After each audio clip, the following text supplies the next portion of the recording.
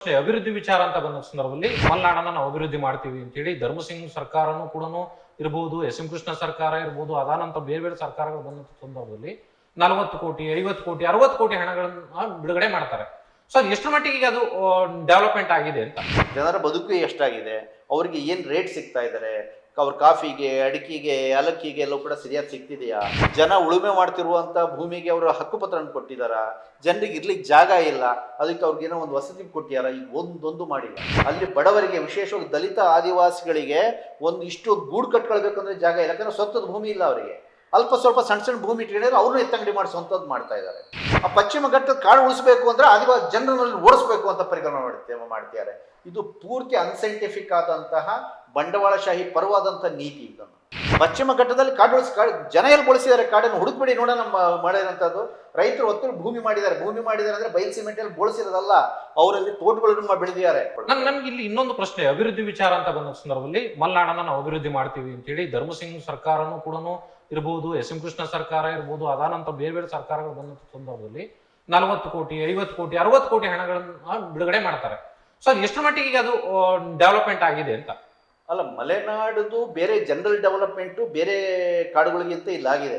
ಯಾಕಂತ ಹೇಳಿದ್ರೆ ಇಲ್ಲಿ ಬಹಳ ಕಮರ್ಷಿಯಲ್ ಆಕ್ಟಿವಿಟೀಸ್, ಬರೀ ಜನ ಎಲ್ಲ ಇರುವಂತದ್ದು, ಅಲ್ಲಿರುವಂತದ್ದು ಕಂಪನಿಗಳಿದ್ದಾರೆ, ಪ್ಲಾಂಟರ್ಸ್ಗಳಿದ್ದಾರೆ, ಅವರ ವೆಹಿಕಲ್ಸ್.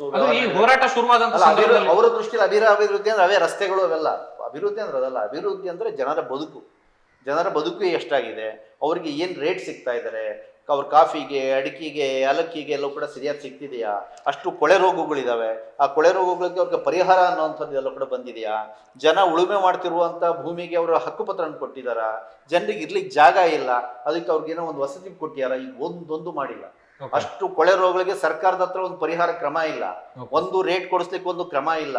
ಅಲ್ಲಿ ಬಡವರಿಗೆ, ವಿಶೇಷವಾಗಿ ದಲಿತ ಆದಿವಾಸಿಗಳಿಗೆ ಇಷ್ಟು ಗೂಡು ಕಟ್ಕೊಳ್ಬೇಕಂದ್ರೆ ಜಾಗ ಇಲ್ಲ, ಯಾಕಂದ್ರೆ ಸ್ವಂತದ ಭೂಮಿ ಇಲ್ಲ ಅವರಿಗೆ.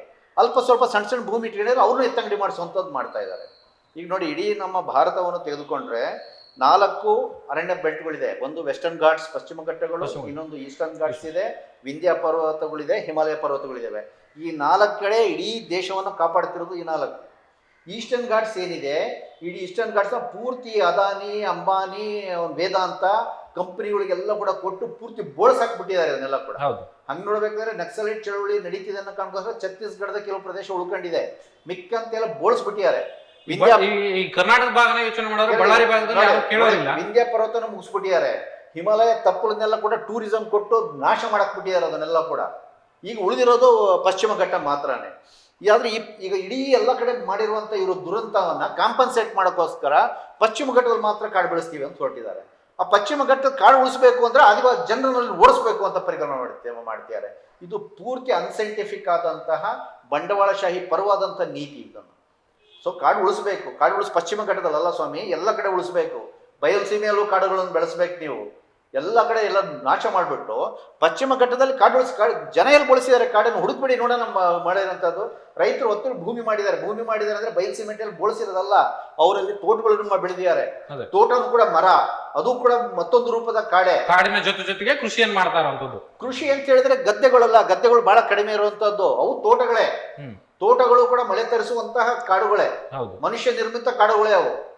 ಸೊ ಹಂಗಾಗಿ ಇವತ್ತು ಇಷ್ಟು ಸಮಸ್ಯೆ ಆಗಿರೋದು ಏನಕ್ಕಪ್ಪ ಅಂದ್ರೆ ಅರಣ್ಯ ಅನ್ನುವಂಥ ವ್ಯಾಖ್ಯಾನವನ್ನು ಸರಿಯಾಗಿ ಸುಪ್ರೀಂ ಕೋರ್ಟ್ ಕನ್ವಿನ್ಸ್ ಮಾಡಕ್ಕಾಗಿಲ್ಲ ಇವ್ರಿಗೆ. ಆದ್ರೆ ಮಲೆನಾಡು ಭಾಗದಲ್ಲಿ ಇನ್ನೊಂದು ಏನಂದ್ರೆ ಈ ಬಹಳ ದೊಡ್ಡ ಭೂ ಹಿಡುವಳಿದಾರರು ಇದ್ದಾರೆ ಅನ್ನುವಂಥ ಮಾತುಗಳು ಕೂಡ ಇದೆ. ಸೊ ಅವ್ರು ಯಾರನ್ನು ಇವರು ಟಚ್ ಮಾಡ್ತಾ ಇಲ್ವೋ, ತೋರಿ ಮಾಡಿದಿರಿ ಅದು ಇದು ಅಂತೇಳಿ ತಂದೆ ಮಾಡ್ತಾ ಇಲ್ವೋ? ಹೆಂಗ್ ಮಾಡ್ತಾರೆ ಸ್ವಾಮಿ, ಅಲ್ಲಿ ವಿಧಾನಸೌಧದಲ್ಲಿ ಇದ್ದಾರೆ ಅವರೆಲ್ಲ, ಕಾಫಿ ಎಸ್ಟೇಟ್ ಕಂಪನಿಗಳು ಅವರೆಲ್ಲ ಗುಡ್ಡುಗಳನ್ನ ಇದು ಮಾಡ್ಕೊಂಡಿದ್ದಾರೆ. ಅವ್ರನ್ನ ಮುಟ್ಟಕ್ಕೆ ಹೋಗಿಲ್ಲ, ಸಣ್ಣ ಪುಟ್ಟವ್ರನ್ನೇ. ಈಗ ಬಗರಕ್ಕೂ ಅರ್ಜಿ ಹಾಕ್ಕೊಂಡಿದ್ದಾರೆ ಫಾರ್ಮ್ ನಂಬರ್ 50, 53, 57ರಲ್ಲಿ ಅಂಥವ್ರು, ಅಥವಾ ಸುಮಾರು ವರ್ಷಗಳ ಕಾಲದಿಂದ ತಂದೆ ತಾತನ ಕಾಲದಿಂದ ಮಾಡ್ಕೊಂಡಿದ್ದಾರೆ. ಅದನ್ನು ಹೋಗಿ ತೆರವು ಮಾಡ್ತಾ ಇದ್ದಾರೆ, ಕಡ್ದಾಗ್ತಾ ಇದ್ದಾರೆ ಕಾಡು. ನೀವು ಈಗ 20 ವರ್ಷದಿಂದ ಚಿಕ್ಕಮಗಳೂರಿನ ಹತ್ರ ಅಲ್ಲಿ ಕೂಡ ಇದೇ ಥರ ಆದಿವಾಸಿಗಳು ಮಾಡ್ಕೊಂಡು ತೋಟ ಕಡ್ದಿದ್ದು ತುಂಬ ಸುದ್ದಿಯಾಗಿತ್ತು ಪತ್ರಿಕೆಗಳಲ್ಲಿ. ಈಗಲೂ ಹಾಗಿದ್ದು ನಡೀತಾ ಇದೆ. ಮೊನ್ನೆ ದಿವಸ ಕಡೂರಿನಲ್ಲಿ ಆದಿವಾಸಿ ದಲಿತರ 60 ಜನರ ಕಾಲೋನಿನ ಎಲ್ಲ ನೆಲಸಮ ಮಾಡಿ. ಈಗ ನೀವು ಹೇಳ್ತೀರಿ ನಕ್ಸಲರು ಮುಖ್ಯವಾಹಿನಿಗೆ ಬರಬೇಕು ಅನ್ನೋಂಥ ಒಂದು ನಿಮ್ಮ ಒತ್ತಾಯ ಇರುವಂಥದ್ದು. ಸರ್ಕಾರ ಮುಖ್ಯವಾಹಿನಿಗೆ ಬರಲಿ ಅನ್ನೋದೇ ಒಂದೊಂದು ಕಡೆ ಎನ್ಕೌಂಟ್ರಿ ಮಾಡುತ್ತೆ. ಆದರೆ ಅಲ್ಲಿ ನಕ್ಸಲ್ ಹೋರಾಟಕ್ಕೆ ಏನಕ್ಕೆ ಜನ ಧುಮುಕ್ತಾ ಇದ್ದಾರೆ, ಯಾರು ಧುಮುಕ್ತಾ ಇದ್ದಾರೆ? ಹಾಗಾದ್ರೆ ಅಲ್ಲ ಅಲ್ಲಿ ಜನ ಈಗ ನೂರ್ಸಿದ್ರು ಈಗಾಗಲೇ ವಿವರಿಸಿದ್ರು ಯಾಕಾಗಿ ಹೋಗ್ತಾರೆ ಅಂತೇಳಿ. ತಕ್ಷಣದ ಸಮಸ್ಯೆ ಈಗ ನಾವು ಪತ್ರಿಕಾಗೋಷ್ಠಿಯಲ್ಲಿ ಈಗ ಸ್ವಲ್ಪ ಮೊದಲು ಕೂಡ ಅದನ್ನು ಹೇಳಿರೋದು. ಈಗ ಅವರು ಒತ್ತುವರಿ ತೆರವು ಮತ್ತೊಂದು ಕಸ್ತೂರಿ ರಂಗನ್ ವರದಿ ಇದನ್ನೆಲ್ಲ ತಂದು ಏನು ಜನರ ಮೇಲೆ ಒಂದು ನಿರಂತರವಾದ ಆತಂಕವನ್ನು ಉಂಟು ಮಾಡಿದ್ದಾರೆ. ಅದು ಮತ್ತೆ ಇನ್ನೊಂದು ಸರ್ತಿ ಇದೇ ರೀತಿ ಇನ್ನೊಂದು ಅಲೆಯನ್ನು ಅಲ್ಲಿನ ಆದಿವಾಸಿ ರೈತ ಯುವಕರನ್ನು ಕಾಡಿಗೆ ತಳ್ಳಲ್ಲ ಅಂತ ಹೇಳಕ್ಕೆ ಸಾಧ್ಯ ಆಗೋದಿಲ್ಲ. ಮೊದಲು ಸರ್ಕಾರದ ಈ ಅವೈಜ್ಞಾನಿಕವಾದ ಯೋಜನೆಗಳು, ದೌರ್ಜನ್ಯ ಪೀಡಿತವಾದಂಥ ಕ್ರಮಗಳು ನಿಲ್ಲಬೇಕು ಅನ್ನೋದನ್ನು ಒತ್ತಾಯ ಮಾಡ್ತೀವಿ. ಅಂಥ ವಾತಾವರಣ ಆ ರೀತಿ ಸೃಷ್ಟಿ ಮಾಡ್ತಾ ಇದ್ದಾರೆ ಸರ್ಕಾರದವರು.